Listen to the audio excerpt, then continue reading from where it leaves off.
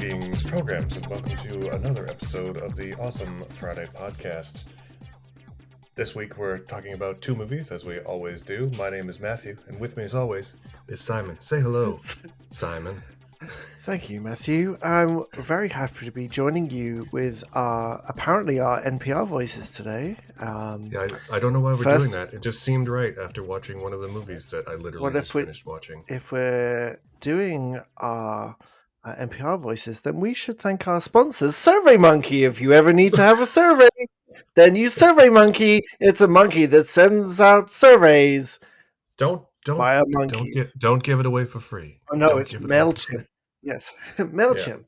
For all your I always love the. I used to listen to Serial, as did everyone. It's like, this week we're gonna dive more into this serialized true crime, but first, MailChimp helps you with all your email needs. Like, it was so perfectly balanced every week. It's lovely. Yeah, but I do like a good portrayal of that is, I don't know if you watched it, but the Only Murders in the Building in the second season, when they're diving deeper into the big true crime podcast with Cindy Canning on NPR, and she's talking about, like, something isn't right in Oklahoma. And now a word from our sponsor, Gut Milk. Yeah. I watched the first 3 episodes of the first season of Only Murders in the Building, and I wasn't getting on with it, even though I do like Selena Gomez a lot, and I like Steve Martin, and there's also Martin Short that many other people like, and I think I don't really like that style of show. I just doesn't do anything for me. Like, good? Oh, shut up. Yes, I prefer to watch really bad things. I don't know, slightly like contrived, and they kind of Inspector Clouseau their way around, and mystery box, and who's Selena Gomez? Oh, she knows everyone. Like, I ain't got time for any of that.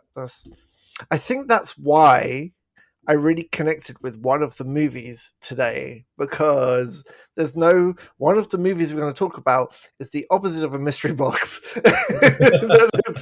It is an unmysterious flat palette where you can see everything, and it just keeps on giving stuff that is not mysterious at all. And it's just like, just have fun.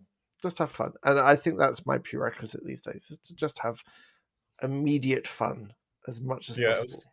I was going to say, I think that the two movies we're going to talk about today might prove my thesis from a moment ago. But also, I think that you just watch movies in a different way than the rest of us, because you have 2 kids and a full-time job and no time. That might also be true. And there's definite in your canon. There's definitely a definite list towards things that can be consumed in chunks and watched fast and give immediate reward. And that's not a bad thing. I think it's a valuable perspective. To add complication to that very sound theory, I also like really fucked up music-based existential crises. And so the other movie we're going to talk about is perhaps going to be a reflection of that, but not in the way you think. Ooh. That's some foreboding. Maybe. Anyway. So have you been? Yeah. What have you been watching this week? What haven't we been watching this week? Apart from the 2 things. Yeah. Apart from these 2 things, just hang on. Now I have to look it up because life is a blur. You've been watching The English, apparently. Have you been watching The English? That looks very interesting. I might dive into that. With The English is a TV show with Emily Blunt, and in like 1800s America with Native Americans. Were you not watching that? Yeah. Maybe it was another. It's like an Amazon Prime Western drama that I am only just aware that it exists now that it's out, because they've done such an excellent job of marketing it. Yes, not marketed at all. Yeah. No, we watched. I think the main thing we watched this week was the newest season of The Crown, which, if you didn't live through it, is pretty good. It's honestly worth watching just to see Elizabeth Debicki play Diana. It's next level. She's next level good in it, and I hope she wins. Or, is like at least nominated for all the awards, all the TV awards. there's some, Imelda Staunton is always good, and I really like Dominic West, and I like everyone who's in it. It's a really well cast show, but Debicki is Mm. so good as Diana, and I say Yeah, that as like a lifelong fan of Jonathan Pryce, who plays Philip this time, and Debicki is so good. Like she's so yeah. good, even though I know it That like glosses over a couple of things that I kind of wish we were further into, but like, she's so good. She's just Diana's tricky as well because she's such a combination of very specific things from so many people, and it's very, very impressive to me. I don't watch The Crown, but I have seen some clips with Elizabeth Debicki in it, and she manages to nail somehow not just the look and the body language of Diana, which was very specific and very intentional on her part, but yeah, also her kind of the thing that got her in trouble with the royals was her out of royal gleam, like the way she kind of was her own person and had her own ideas, and that she really gets that side as well in her performance. It's really uncanny, actually. It doesn't feel like an imitation. It doesn't feel like a pastiche. It yeah. doesn't feel like a reflection, like the other Diana show. What's the Kirsten? Oh, Spencer.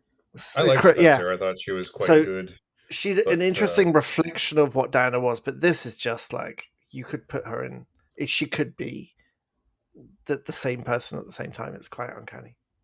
yeah, I think there's a difference in intent there too, where The Crown is like a prestige drama, and not that Spencer isn't that, but Spencer also exists in a weird, heightened reality Mm, of that situation.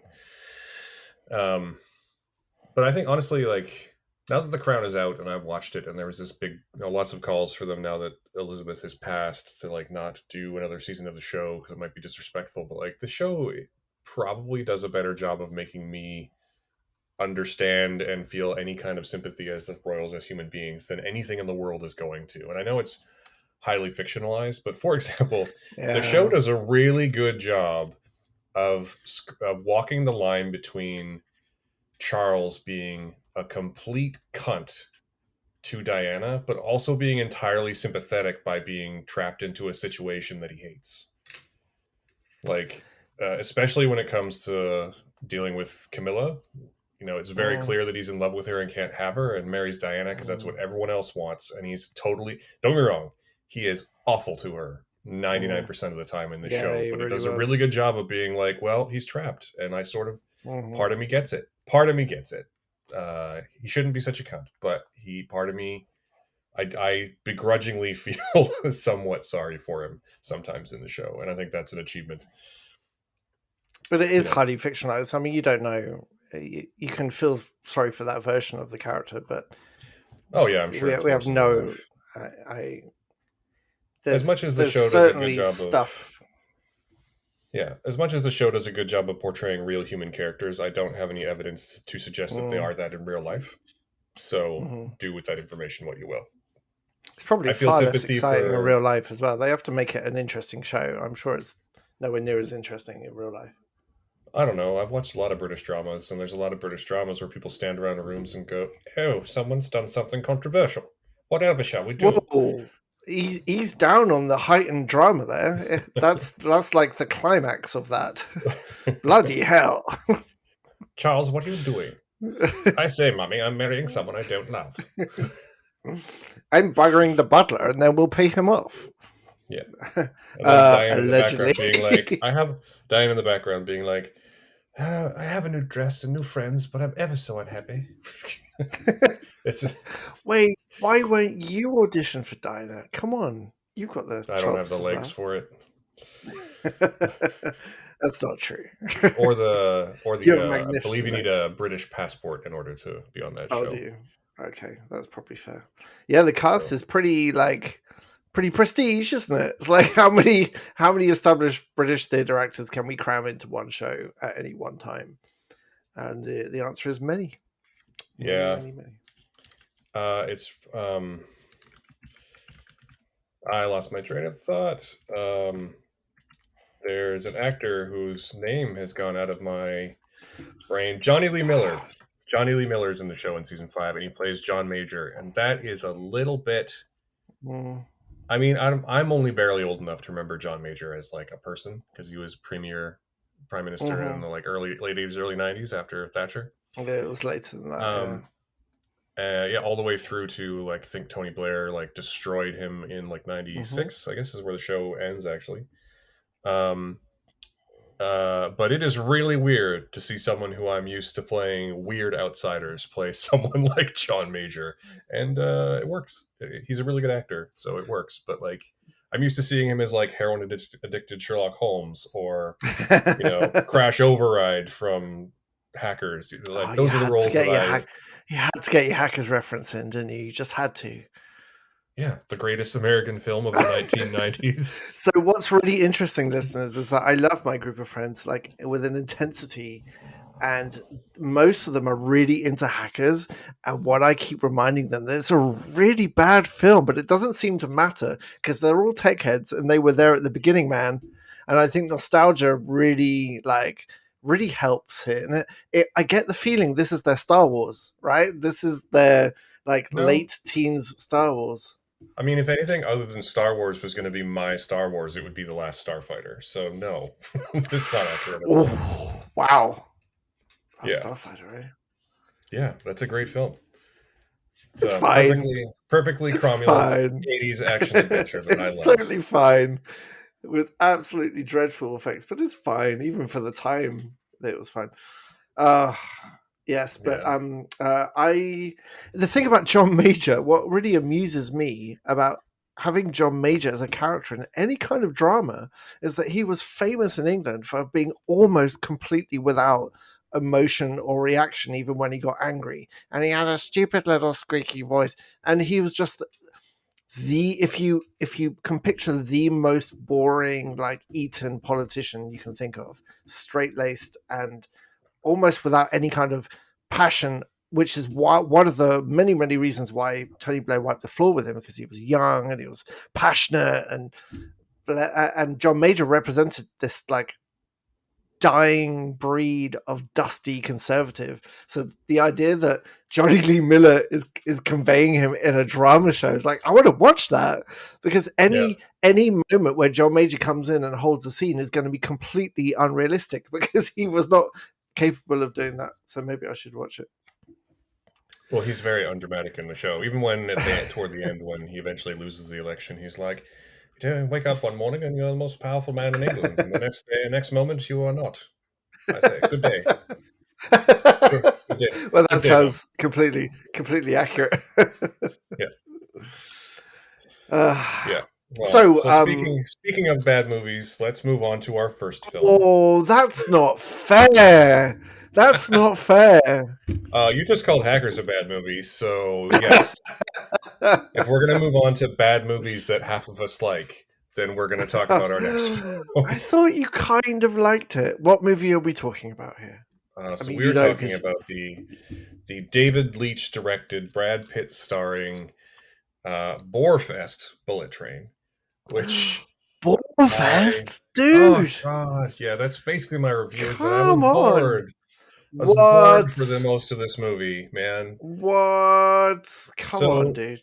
the basic plot here is that Brad Pitt is some kind of operator, some kind of hitman, or yeah, hitman, I guess, and he's contracted to go onto a bullet train and retrieve a bag, and he's filling in for someone called Carver. And then when he gets onto the train, the bag is the center of like several different plots. Several different people are competing to find this bag, and reportedly hilarity ensues, but I missed it. I must have missed that part of the movie. God. um, there's exactly one thing that I did like about this movie, and and that's that I really did actually enjoy most of the things that came out of Brad Pitt's mouth. I thought he was very funny. I thought that he did his like, I just smoked a huge bowl of weed right before I filmed any particular scene persona worked really well, even though I didn't like most of the movie. I thought that Brian Tyree Henry was fun, and I thought that Aaron Taylor Johnson was acting as though he was in a much better movie, basically. But most of this movie's boring.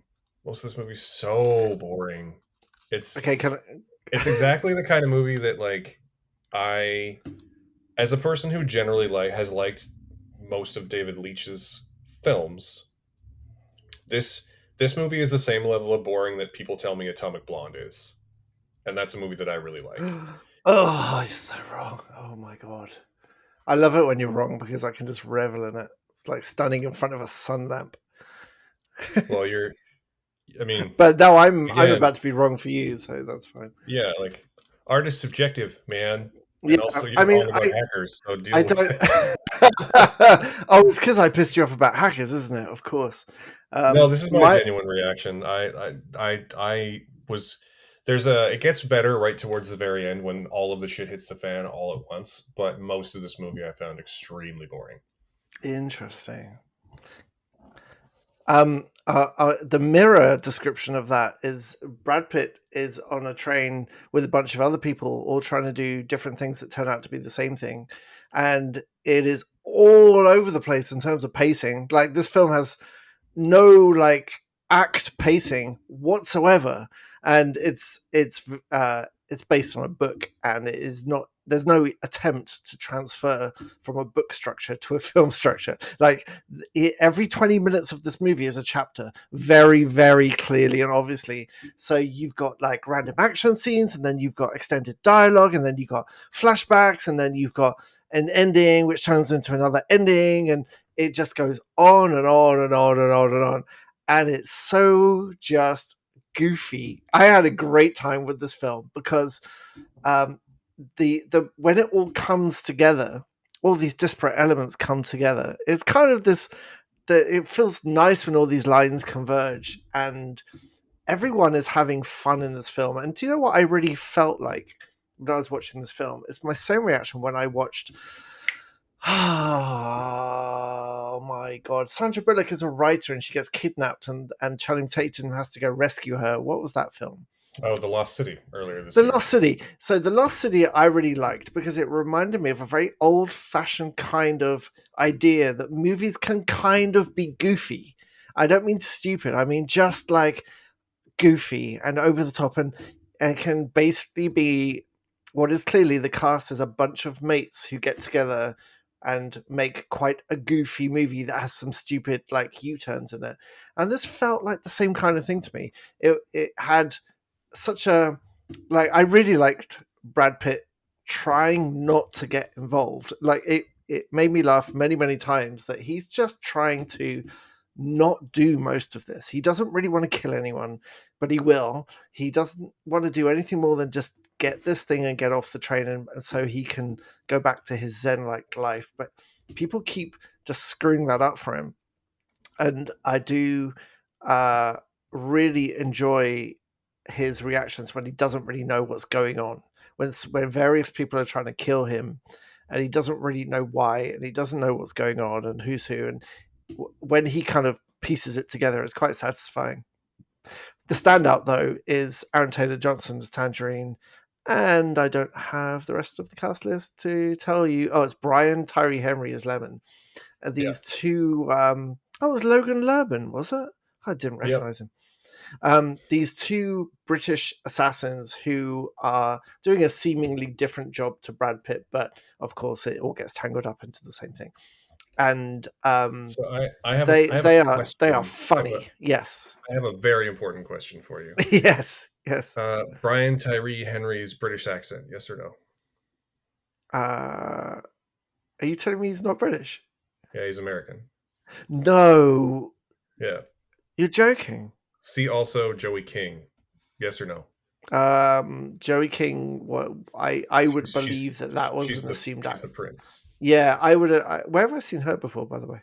All over the fucking place. She's in Um, everything. When they need like a young woman to play something, it's often her right now. right. Her accent was very, very clipped. I don't. That doesn't surprise me. But Brian Tyree Henry's British accent was as authentic as Aaron Taylor Johnson's, who is English, and especially as Brian Tyree Henry has a theory that Thomas the Tank Engine, the cast of Thomas the Tank Engine can help you analyze who is who in a certain situation. It's a running joke that he always calls people Thomases and Diesels. And there's one brilliant part which I'm not sure many people would get, but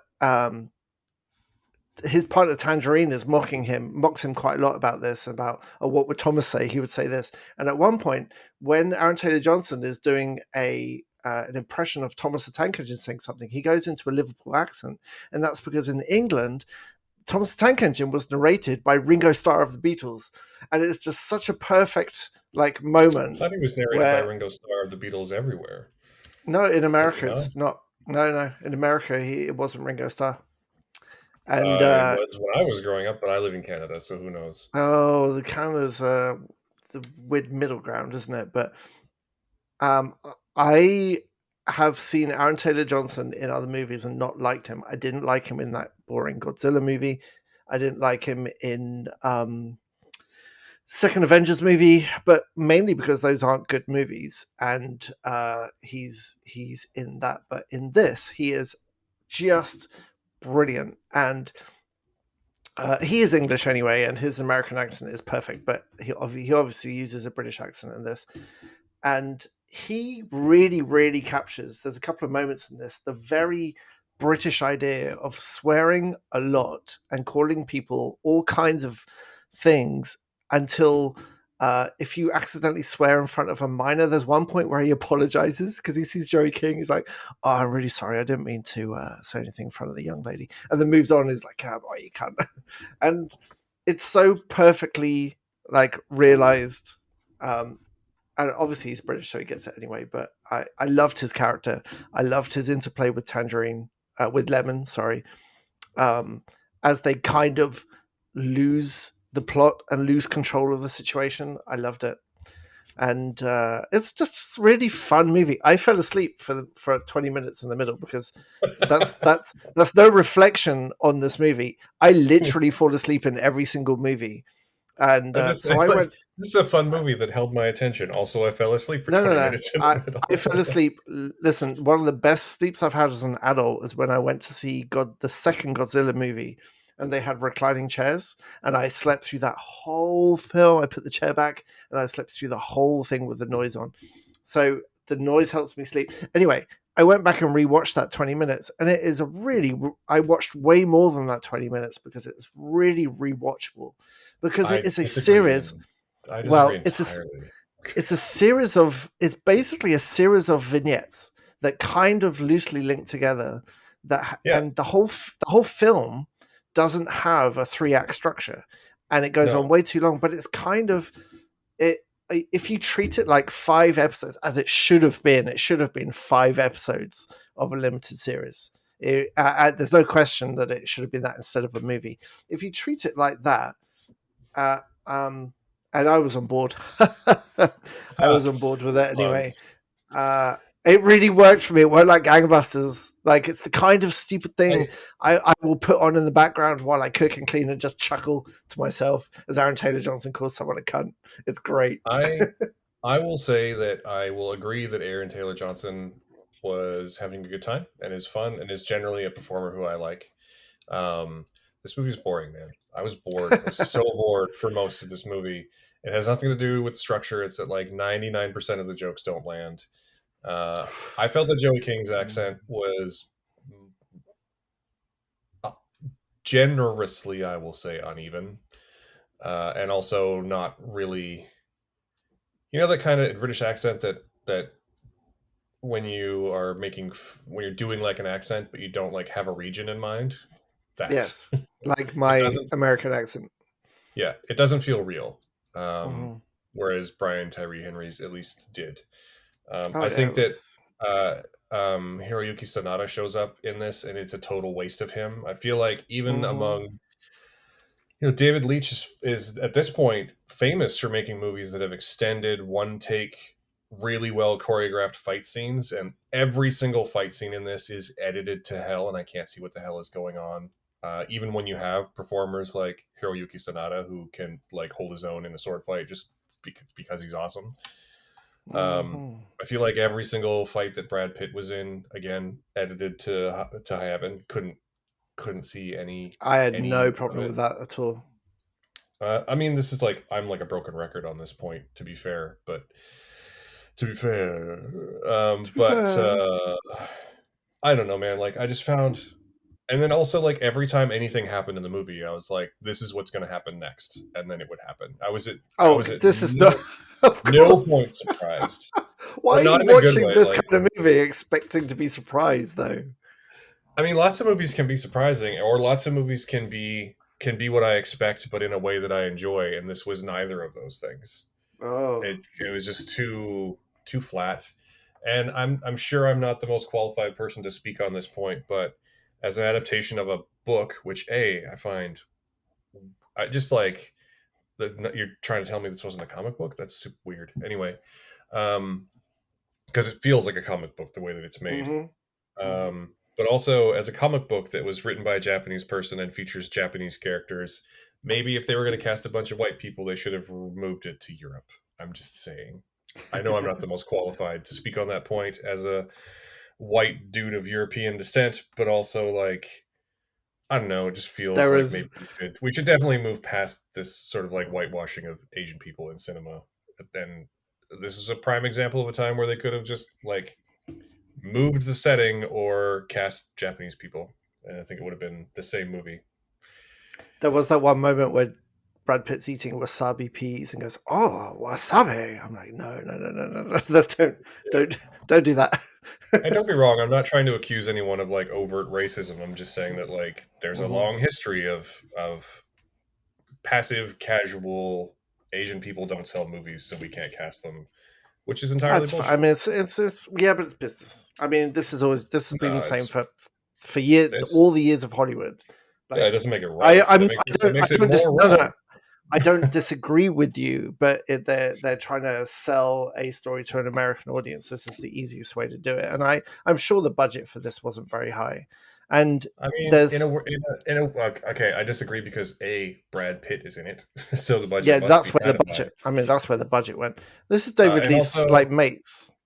and like in the last 2 years, we've had Everything Everywhere All at Once, and we've had Shang-Chi and the Legend of the Ten Rings, and we've had Ms. Marvel, and we've had all kinds of stuff that prove that all of that is bullshit. So I'm just yeah, This, this is not that movie. This is not I'm that not kind I'm of not movie. I'm not trying to say that it is any kind of movie other than that like if they were going to cast a bunch of white people, maybe it should have been a Bullet Train in Germany or something. Like Mm-hmm. not still in That's Japan. I feel like they were just, that sort of Hollywood Asian fetishism of Japan, I think is highly prevalent in this movie. It didn't do it as bad as that Mary Elizabeth Winstead assassin movie, which was ridiculous for that. I can't remember what that was called now. Oh The yeah, Cate. It's called Cate. Kate. Oh, that was Yeah. rough. Although I But would classify this in the same so my like one sentence review of that movie could actually be my one sentence review of this movie, which is people who think that John Wick or Atomic Blonde have a style versus substance problem should watch this movie and see what that actually looks like. I mean, the differences between this and Kate and Atomic Blonde is that this just felt like their only intention was to have fun. Like they weren't. I find Atomic Blonde very like po-faced, and I'm not a fan of that movie, as you know. Kate just wasn't handled very well at all. But this just felt like, and there's so many actors in this who basically have walk-on parts. That's clearly David Leitch going through his little black book and saying, "Hey, do you want to come and just be on set for a day?" And while Brad Pitt does his stuff, because and there's not a serious note to this whole thing. There's a few like emotional beats, but they get scrubbed out very very quickly by reversals. It is a movie that only wants to have fun. And I think that's probably why it didn't get reviewed very well as well, because it's not trying to be any like or even an engaging action movie like Speed is, for example, or uh, an action movie that has gravitas. It's not interested in gravitas at all. It's barely interested in having a structure. And I don't know. I like Throwaway, and this felt really fun Throwaway. I mean, they've got Karen Fukuhara as like one walk-on part offering someone a bottle of water, and she's a like fantastic actor and voice actor. And one, I'm not going to spoil it because it is a spoiler, but an actor that I love who appears in another David Leitch movie is in this very, very briefly, and she's always great as well. Oh yeah, I know what you're talking about. Yeah. And same with there's a couple of good cameos for sure. Like Mm-hmm. the problem with this movie, I think what makes me feel so passionately that it's not good is that it is frustratingly close to being good, but it's just not.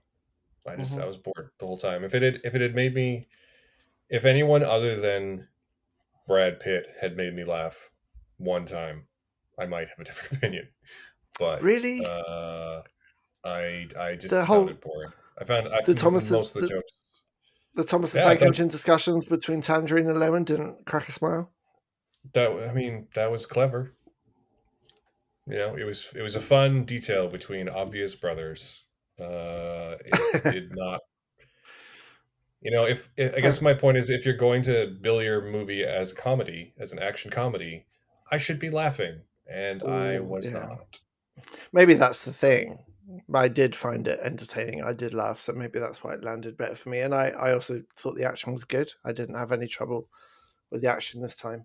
So Hmm, I think we're very close. We're just either side of that middle line, aren't we, with this film? probably, yeah. How many stars are you giving this?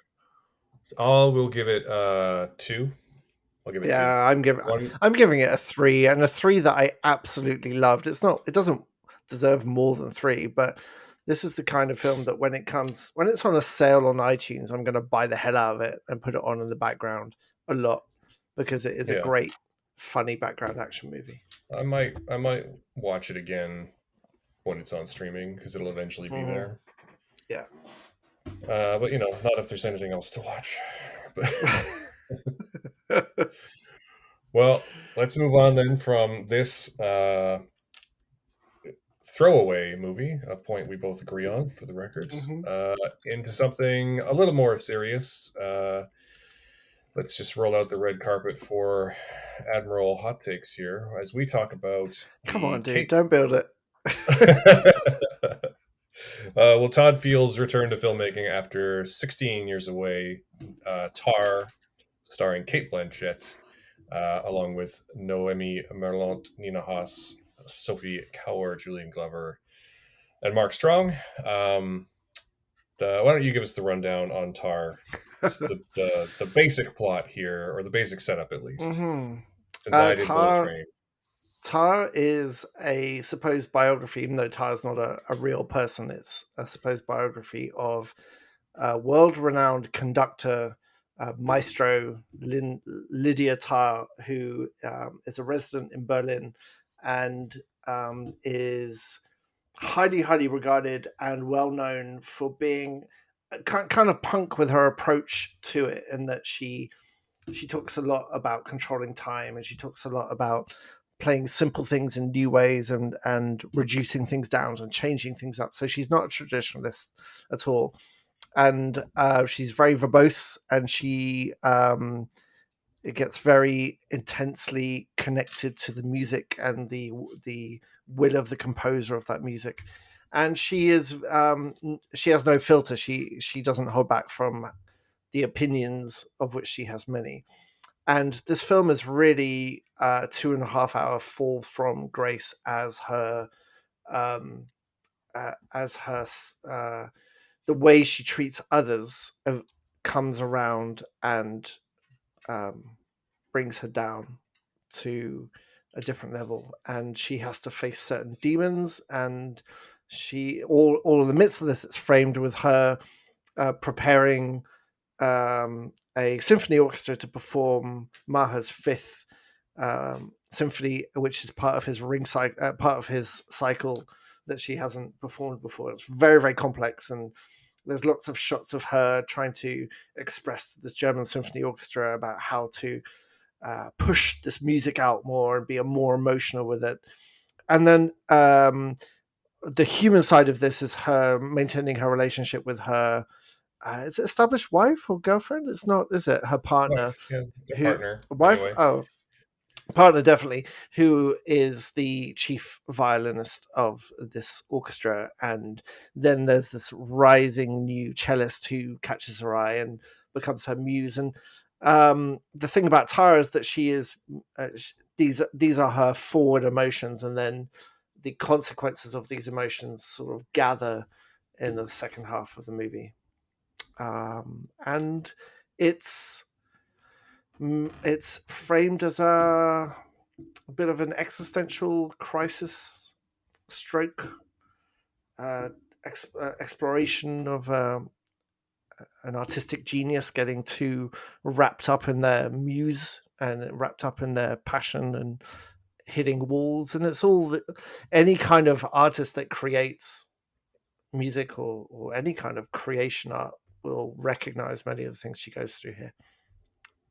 And it didn't work for me at all. What's your take? Yeah.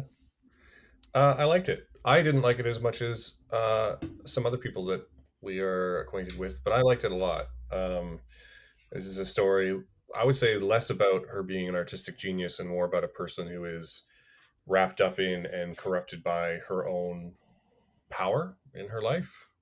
And very much, a Me Too story. The whole thing sort of hinges on her past treatment of the people who are under her. Like the whole thing is about the people who are under her. Like the first scene of the movie is an extended conversation where she's on stage speaking with the New Yorker, and she presents this very um, professional exterior, this visage, and the beginning of that interview is the New Yorker guy like being incredibly flattering and fawning over all of her various achievements, and it becomes very clear very very quickly that she's only where she is because of the people she's stepped on to get there. And about halfway through the movie, some of that comes back to haunt her. It's a long movie. I would say maybe a difficult movie to watch. It's definitely not going to resonate with everyone. I think that this is one of those movies where the sort of like critic versus audience divide on Rotten Tomatoes is very understandable, as it's something that is many layers of nuance and also difficult to watch at times, like legitimately difficult to watch at times. And even that first scene is one that I can see lots of people getting it, like watching and being like, nope, nope, nope, I don't have no, I'm not dealing with this. Um, but it is tremendously acted by Cate Blanchett. I am 100% sure that she's going to receive at least nominations for all the big awards. Not the least of which is for like it won't be this scene, but like there's a one take conversation as she's teaching a class that is absolutely phenomenal, that makes clear what kind of terrible person she is pretty early on. Yeah, yeah. Um, I think it's also the supporting cast is pretty universally great. Noemi Merlant, most famous for Portrait of a Lady on Fire, is in this as Tar's long suffering personal assistant. And Mark Strong is in this because he's contractually obligated to be in all the movies. Um, He Julian really Glover is. has a very small part as Lydia Tarr's predecessor as conductor of the Berlin Symphony Orchestra. Um, and he's only shows up a couple of times, but he's kind of like weirdly magnetic as this sort of doddering old man who clearly isn't as Mm, doddering as she thinks he is. And I mm, think that the most interesting thing about this film is that it never wavers from following Lydia, like following Tar through the whole movie, even when there's important things that are happening to do with other characters that she's not immediately present for. The film stays with her, mm, and it really reinforces how uh, blind or oblivious she is to just the people around her and the way that they're feeling and the way that they're reacting to the way she's treating them.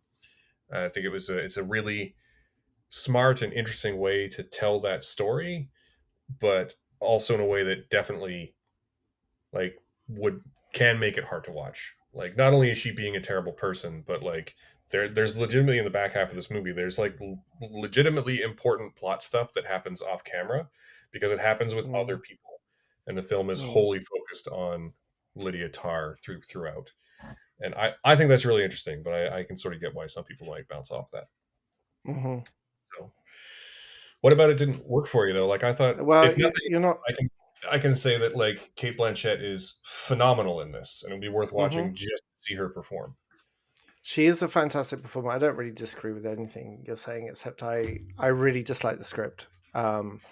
The the cast did their best with like throughout. Everyone was great. Even Mark Strong, I'm kind of cold on sometimes, but I thought he was really good in this as well.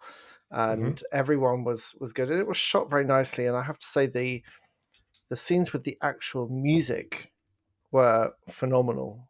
Like the sound mix was really really good, and it was the whole thing was shot beautifully. Anyway, lots of it was a little cold, I think, but there was a lot of space, and it was very very nice. But there's a couple of things I didn't like, and the primarily was the script. I thought it was extremely pretentious and performative, even when it wasn't meant to be those things, and it didn't sound like the real words that would ever come out of a human whilst talking to another human. No, Hmm. I do. I'm sure part of that is showing Tar's disconnect from any kind of humanity as she talks to anyone, because the whole film is about her fall from grace because she talks down to everybody. She is such a superiority complex because of her accolades and because of her experience. So sure, that's part of it too, but it's the whole film for me. Even the moments where she is brought down, even the moments of emotional delivery, there wasn't a single line in this movie that sounded like a real action or reaction to me from anyone. And the other thing that really I was disappointed in this film is that I was expecting the music to reflect her cracking psyche. Like she starts hearing sounds um, coming from sometimes places she can't determine, and they're often very difficult sounds. And she's trying to create music at the same time.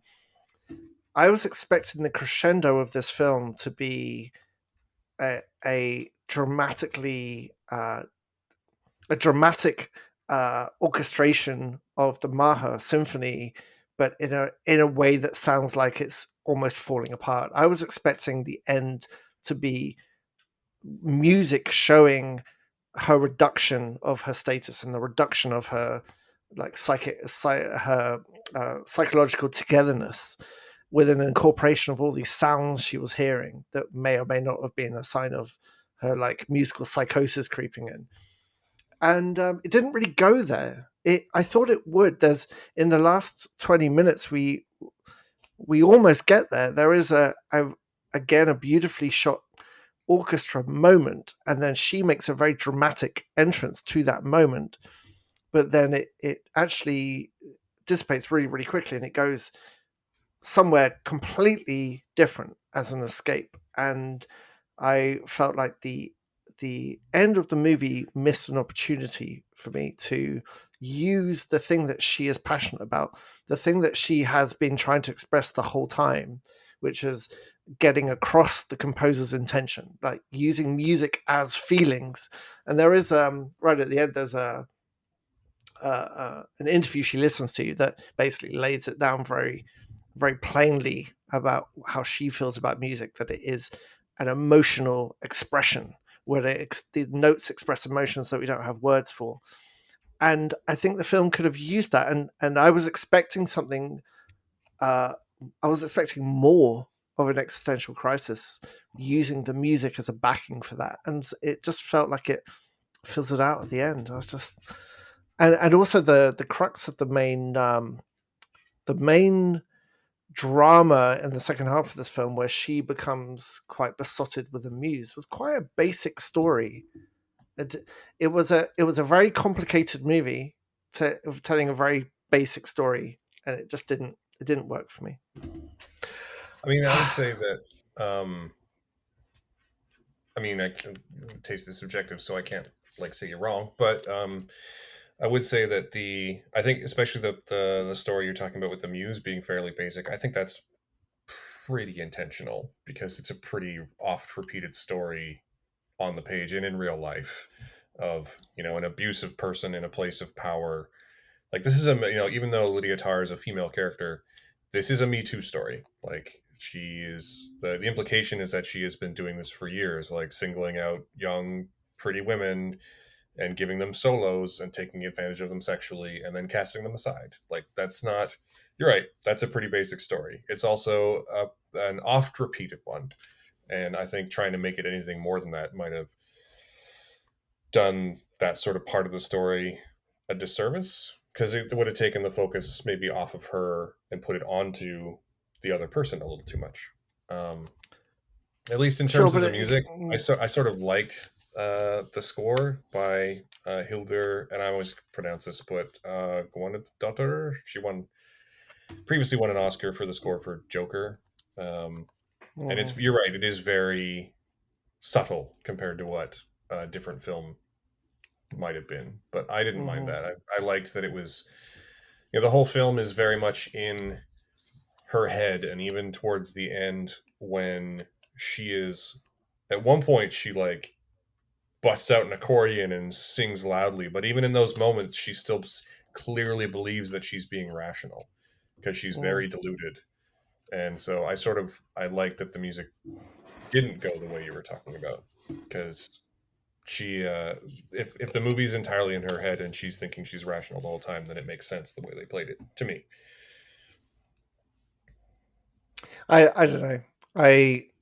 In a film that is so expressive about the meaning of music, especially to her, I wanted it to go further. I wanted a a challenging musical finale to reflect the challenges she was going through, and to I thought we were going there when she starts hearing all these different sounds, and I was wondering maybe if that was going to be incorporated, and I think maybe it wasn't just a basic story; it was just told in a very basic way. It wasn't.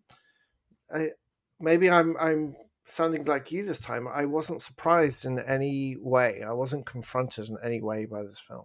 You mentioned earlier that some parts are difficult to watch. I didn't find any of this movie difficult to watch. There's many parts where I think, wow, she's a kind, like when she does her teaching session, and I'm a teacher, but you don't need to be a teacher to know that she's terrible as a teacher in that session, like really confrontational. But I didn't find any of it difficult to watch because I didn't believe any of it, and it didn't go where I thought a film about music and about psyche didn't go as far as I think it should have. Well, yeah, I guess I think the difference here is that for me, the movie's not about the music. The movie's about power. The movie's about power. It's about cancel culture. It's about the way that people in positions of power treat the people under them.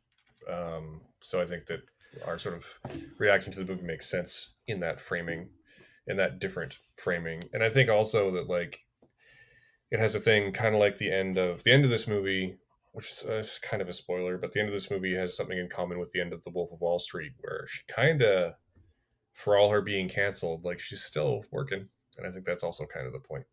It's, yeah, it's an interesting movie, and I totally get why anyone would bounce off of it, including you. Like, it's Yeah, also I just not a wanted. movie that it's also not a movie that meets, your general, like, quickly consumable in chunks type movie. This is a movie That's that not you just, true. No. That's not true. Like I watch lots of films that aren't easily consumable, and I think if they tell a story in an interesting way, I'm there. Like I watched what's that brilliant site Canopy? I watched a film on Canopy recently, and it completely absorbed me.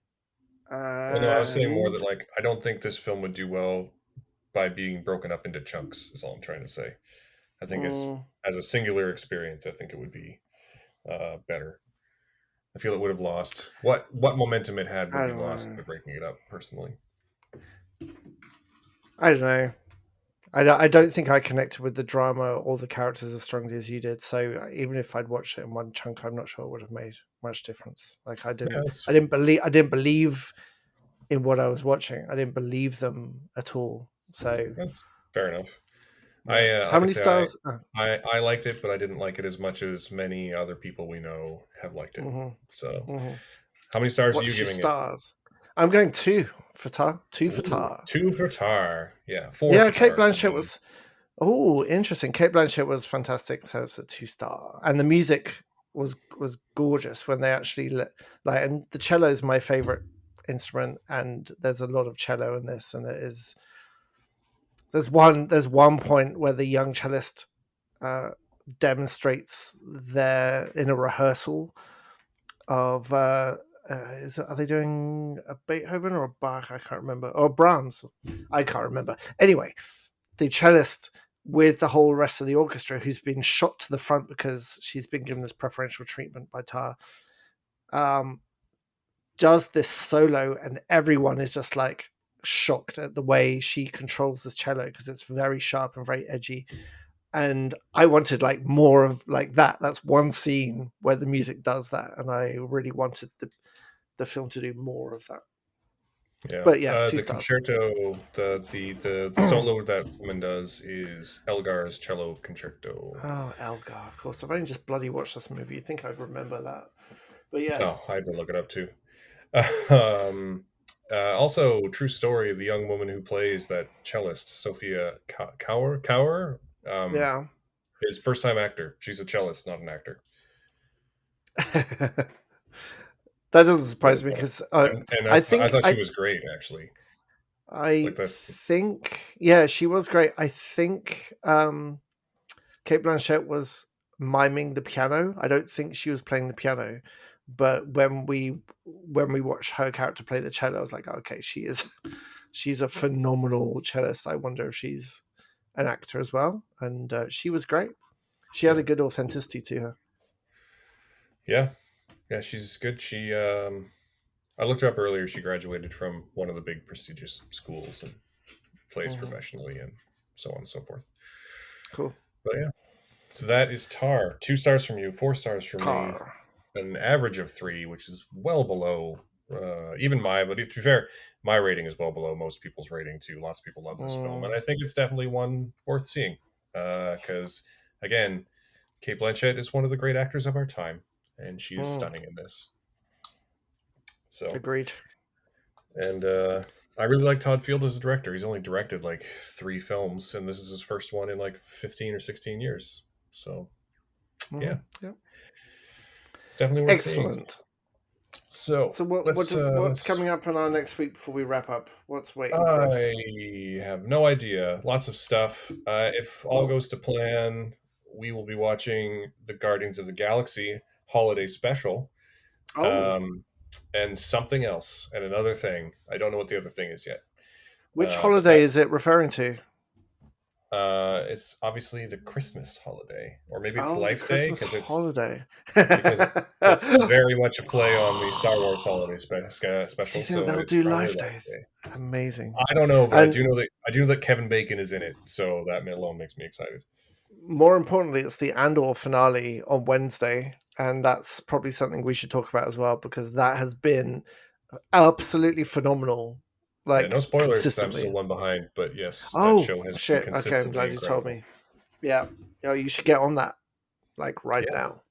yeah, Good. I should. Good. Well, let's wrap it up there then. That has been Bullet Train is available to rent wherever you are. Tar is still in theaters and also available on premium on demand. So pay for it however you want to pay for it. But I do think it's worth seeing.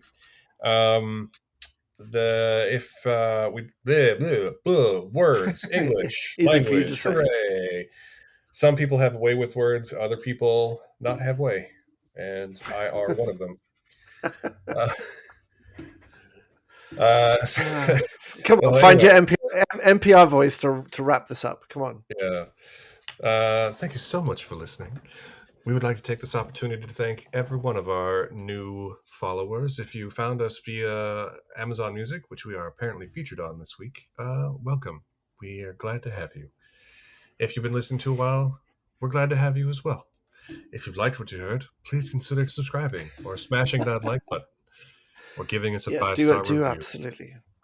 Please do smash it.